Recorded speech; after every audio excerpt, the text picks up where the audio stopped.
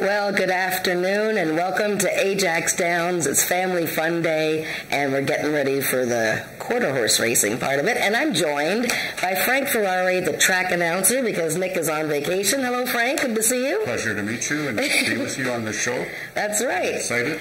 It's amazing. You know, Frank, we always want to know, how does he call quarter horse races? I mean, they go so fast. It's hard enough to watch, you know, your horses when you're betting on them. How do you call them, Frank? Now, I noticed that on your program here, you have colors, you know, beside every horse. That's correct. That's how I call the horses coming out of the gate.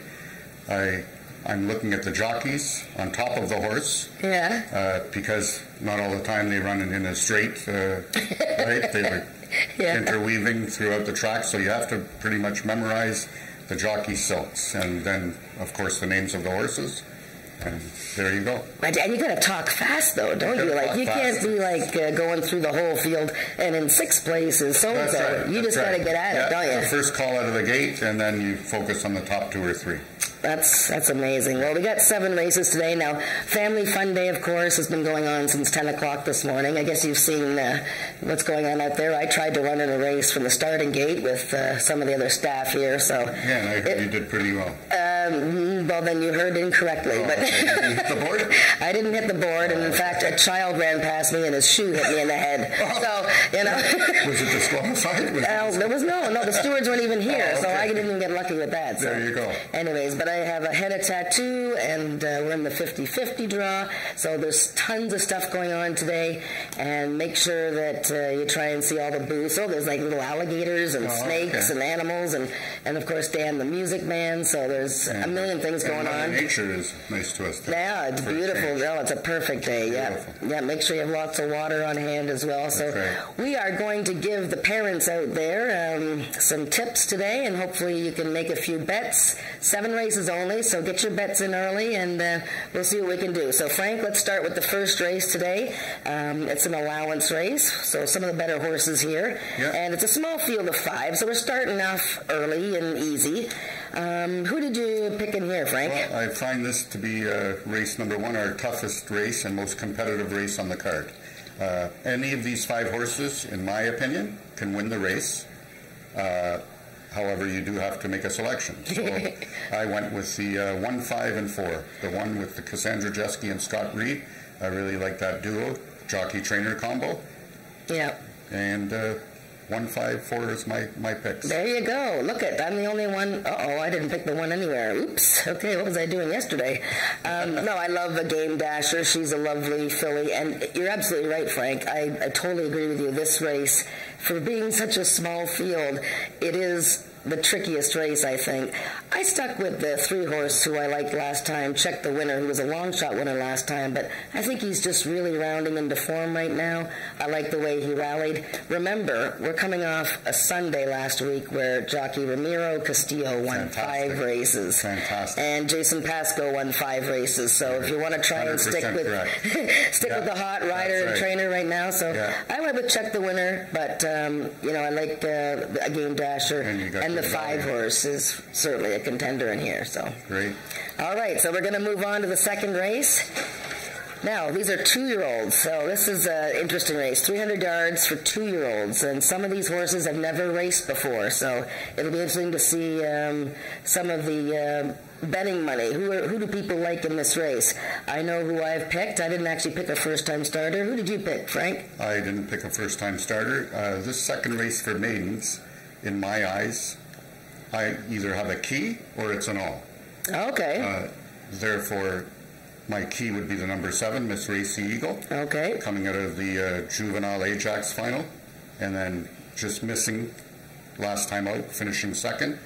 And he, like you said, he's got 4 first-time starters, and I feel that the only other 2 horses that have run, this Miss Racy Eagle is better than them. So he's my top pick, and like I said, I played the pick 3. He would be my single.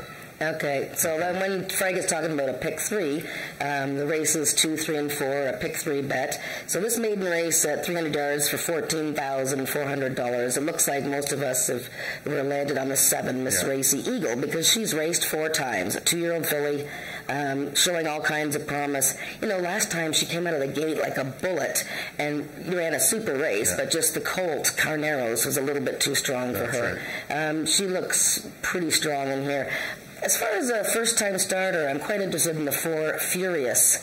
Here's a filly that's owned and bred by Eric and Joyce Lettman.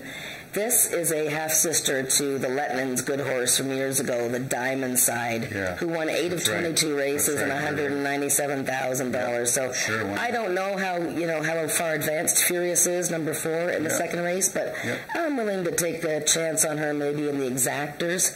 And I'm also looking at number 2, Mistress Ching, who is making her second career start for trainer Jason Pascoe. The hot combination there. And her only race was in June. It was in a muddy, sloppy track, and she was running and not handling it very well. So there's your second race, and good luck with that event. 2-year-olds will be fun to watch. We're moving on to the third race. It's a $13,000 allowance race, and this is for Ontario-bred 3-year-olds and upwards, horses that have not won 2 races in their career. I thought this was a very intriguing race. We have a filly in here, number 1, Jess Rip, who won so easily last time, and she's adding the Lasix medication today, which, is pretty amazing since she won so easily last time, but she did bleed through her last race. So who did you go with in here, Frank? Well, it was between the 1 and the 4.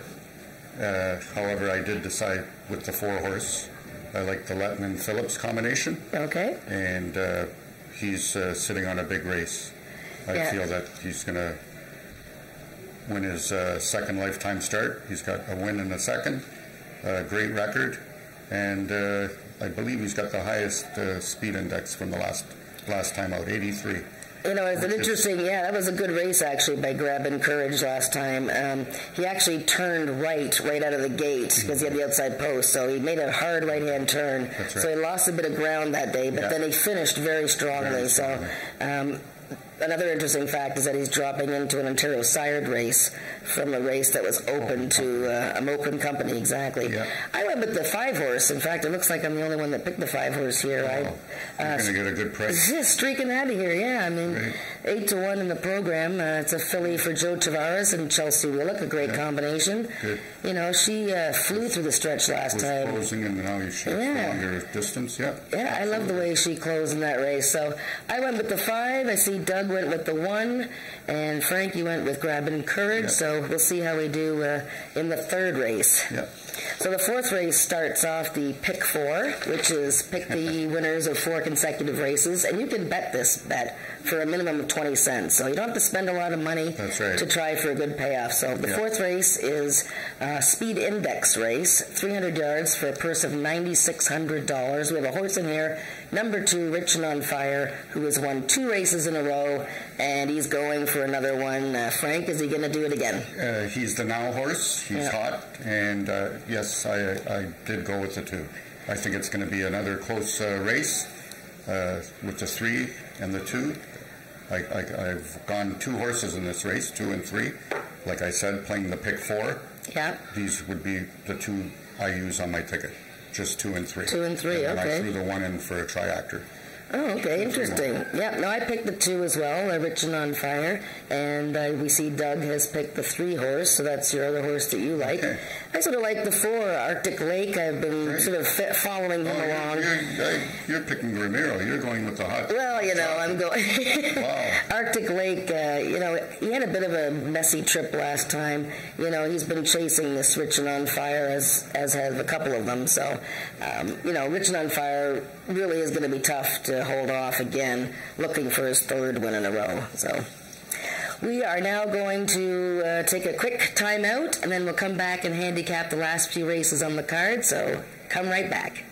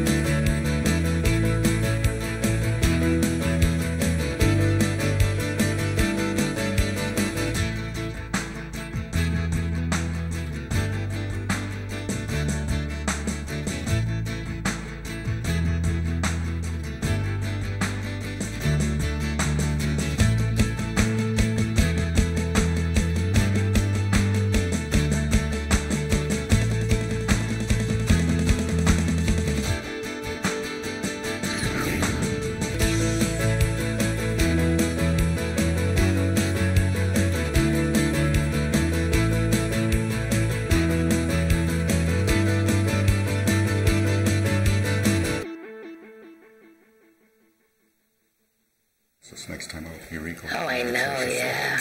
Hello. We're back. It's all right. We're just talking horses here. That's right. So now we're talking quarters again. We're going to the 5th race, and this is an allowance race, $16,000. And this is a lovely field of horses here. Non-winners of 2 lifetime. I went with a little bit of an outsider, I think, here. Well, she's low odds in the program. But, Frank, you tell me first who you like. I have gone with my... one of my favorite jockey-trainer combination, Cassandra Jeske, Scott Reed, out of Post 1. I've got them winning the first race, and their second win on the card will be in this 5th race. 1 Dash and Rose stumbled at the break, so you've got to just throw that race right out. And the 3 previous races, a win, a second by a nose, and a third by a nose. This is a very nice filly, and I think if she breaks well, she'll be the one to beat. 125. 125 for Frank in the 5th race. You know what? 1 Dash and Rose actually was entered in the Adequan Derby recently. I guess it was last weekend. That's right. And was scratched. So I love the fact that, you know, here she is in a bit of an easier spot.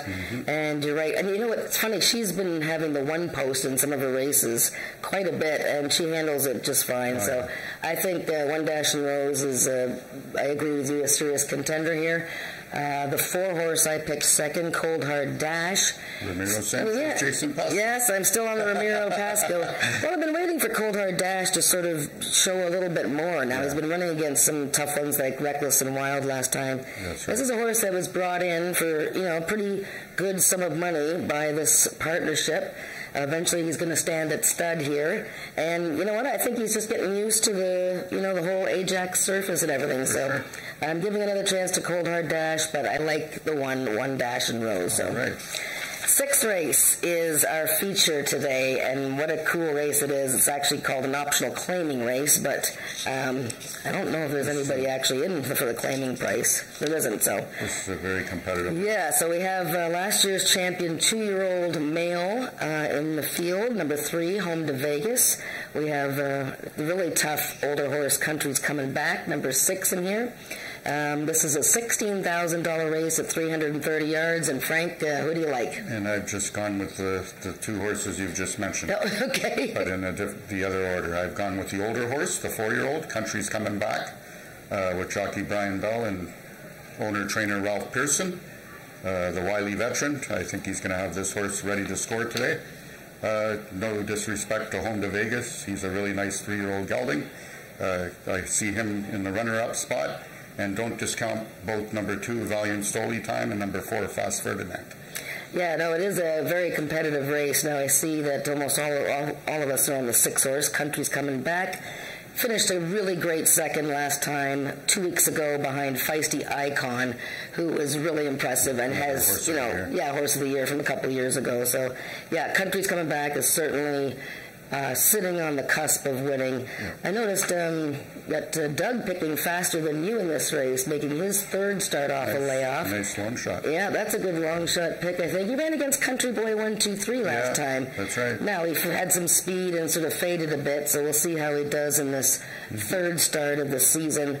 Home to Vegas ran a tremendous race last time in his first start against older horses as a 3-year-old, so he's now coming around, I think, and look out, I mean, Home to Vegas is and you sitting on a good one. You didn't go for Ramiro Sanchez this race. No, I didn't. You know, I don't want to put a jinx on him on every race, okay? I was going to say, wouldn't like that. That would be funny if he wins this race. Yeah, exactly. He's quite a nice price. That's right, yeah. Now, the last race of the day is, you know, a big field of maidens here. These are horses looking for their first career win, and it's $14,400. And so many horses to choose from in here. There are 2 first-time starters in the race. Number 3, Cayman for Bob Broadstock, a half-sister to 5 winners. And Teller La Jolla is another first-time starter in here with a really fast workout last time for trainer Tom Dunlop. Who did you like in here, Frank? Okay, so this is a maiden race. What I look at in this type of race, when they're maidens, how many times have they run? Okay. A negative sign is when they've run quite a few times. I look at both number 4 and number 6. They've had 5 chances each this year, so they're not going to be my number 1 selection. Okay. Whereas number 10 has run 9 times. However, she only has run once this year, and she ran a big second. Yes, she did. Okay, so my gut is telling me the 10. The 8, I look at. Okay. And he's got a couple seconds, and he's only raced 5 times lifetime. Okay. I prefer the 8 over both the 6 and 4.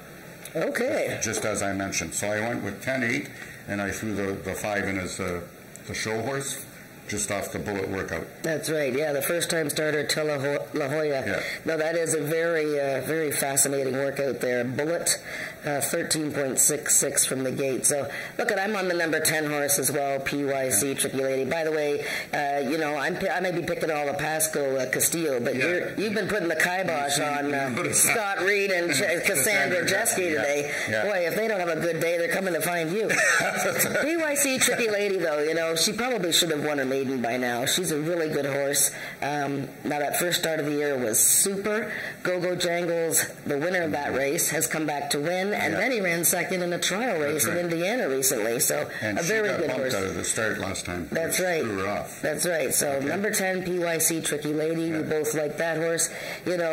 Fast Streak and Nick, the 6 horse, is, a horse that's obviously sitting on his maiden win one day. I think he went to Greece, didn't he? Yes, he did go to. That's right. Fast Streak and Nick Kukos. Yes, he's no longer sitting beside me for the next few weeks. But yeah, certainly a horse that can be used in your exactor and triactor and superfecta. He loves to be second or third. Yeah. Same can be said for Wager on Me, number 4. He's been second or third 6 times in 10 starts. So those are our selections for today. I'm going to be out by the paddock before we race, taking a look at the horses and giving a little bit more thoughts. Frank, you're going to give us the changes. We're going to let you get upstairs from here.